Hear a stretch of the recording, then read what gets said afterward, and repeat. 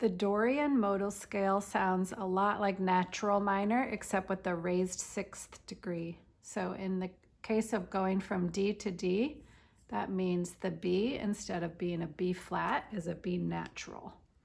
So D Dorian is all white keys.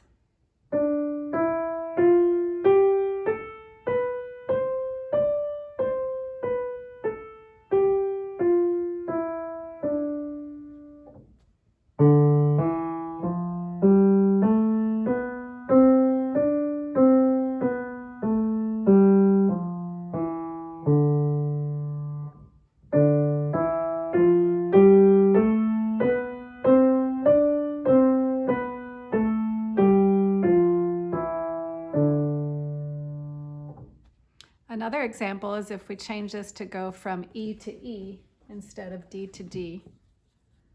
And let me quickly change the fingering here so you can see what I'm talking about.